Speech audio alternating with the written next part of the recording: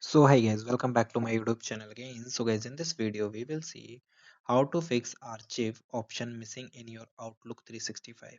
So guys, if you're facing such type of issues that your archive option is missing, so this issue usually happen due to the ribbon customization and your account type.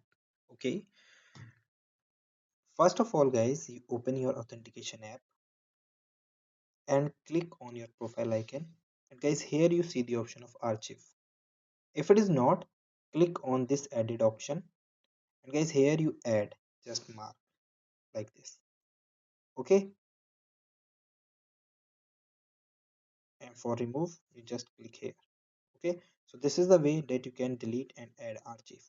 And if you are using the personal Outlook, so archive option is always enabled. If you are using any organization related Outlook account, so maybe your archive option is disabled by your organization admin. Okay, second thing is guys, if you put your mail into the archive, so you just right swipe, sorry, left swipe.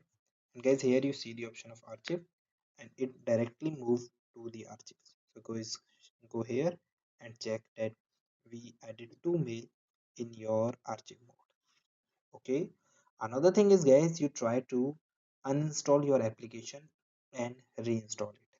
Sometime maybe the problem with the application, so you just long press on your application and just uninstall it and again download it from the Play Store. Okay, and guys, you also try to use your same credentials on the web application. If the application, if mobile application is not show the archive, so try to open it on the web application. If you find that archive is not there, so maybe there is account related issue. Okay, if it is find in the web not the app, so it is app problem.